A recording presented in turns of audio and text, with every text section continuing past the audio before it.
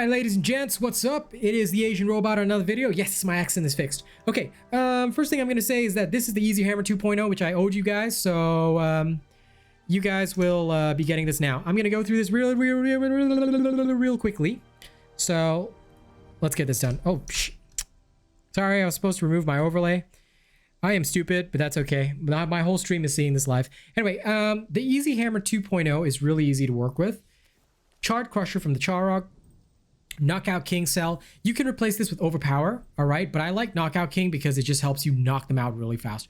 Honest to God, up to you, your choice, okay? You can run Overpower if you want because the secret to this build is crime. No, I'm kidding. The secret to this build is actually the Weighted Crown, which is basically like the default mod that you get, if I'm not wrong, and Mighty Landbreaker. Now, Mighty Landbreaker is not the basic stuff, but it's really, really important to get the full power of the build, all right? But Weighted Crown is basically the secret to this whole thing. You don't have to use Knockout King if you don't want to. I'm going to leave it in the build because I kind of like it. All right. So here we go. Tempest will be your Omnicell of choice. This will work just as well with Iceborne. But I'm going to tell you straight up, it is far better with Tempest than with Iceborne. Okay. You have got enough survival chalked into this build to keep alive. All right. If you need more, don't use the Skarn's Defiance. Use the Koshai's Bloom instead. But honest to God, you can run it with Skarn's Defiance and survive perfectly with whatever's in this build already. So Tempest is the Omnicell of choice, but you can use Iceborne if you really need it, okay? Skarn's Defiance for the Lantern, Zeal Cell right here. Oh, and sorry, Parasitic is the second cell in the Chart Crusher. I don't know if I mentioned that. Sight of Stone from the Skarn with a Toughness Cell. Scravewing Jacket, Adrenaline Cell here. You want your Fiery Gauntlets with the Predator Cell, okay? And last but not least, you want your Volcanic Treads with a Tenacious Cell. Overall, this will give you a stacked up baseline damage with your build, and you will basically be able to completely eliminate shit. Let's actually go practice and show that live. So this is level 4 right now. The hammer is level 4. Hang on, actually, you know what? Let me just remove the overlay so you can see that again. Sorry. We're at level 4, but because of all my Slayer's Path bonuses, we're going to go a bit beyond that. So we're going to go to Fortune's Folly. Please don't actually do this. These easy builds are designed for behemoths 2 to 3 levels above you. If you use them in excessively difficult situations, now I'm doing it to compensate for my bonuses and everything, but if you go over the top with this kind of stuff, you will die, all right? In general, the safe level to be using this build is about 2 to 3 levels above you, all right? Let's bring the webcam back and everything, and we will rumble and brumble, okay? We will rumble and brumble. All right, let's go.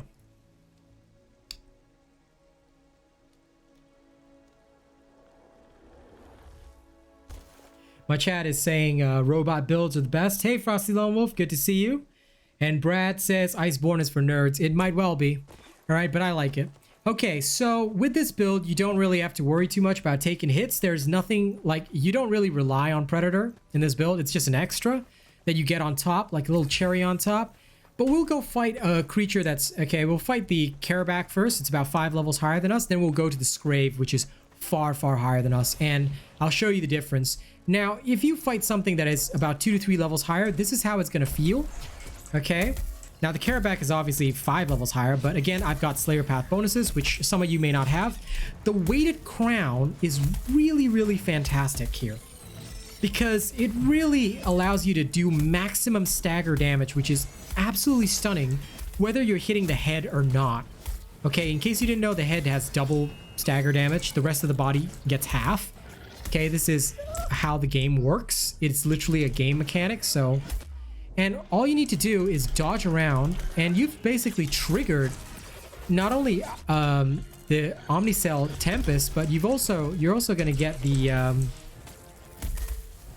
the unique effect of the Charog up and running, which is really, really good.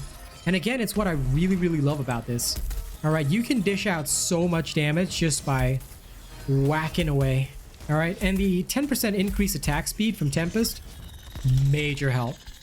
And just like that, bada bing, bada boom, the creature's dead. All right, so now we're going to go fight the Shrike, and we're going to see a similar sort of situation. It'll be a tougher fight, but obviously this build can still handle it. And yeah, that'll bring us to the end of the combat demonstration. I'm kind of rushing through this because you know, I want to make sure that you guys get this tomorrow night. Well, tomorrow night for me, but it'll be, well, you'll see this like, well, for the stream, it'll be tomorrow night. Yeah, I'm filming this on Friday, basically posting it on Saturday night. Everybody's waiting for me to arrive. All right, so with this build, basically, you've got a lot of stagger possibility, especially with Knockout King adding another 15% stagger on top of that. You can really bring the pain to behemoths. And, you know, don't hesitate to dodge with Tempest. All right.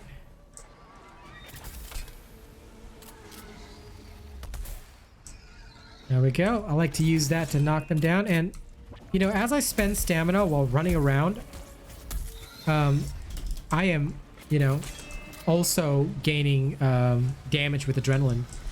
It's just like, this build just works in general because everything works with everything else, and that's really what you want.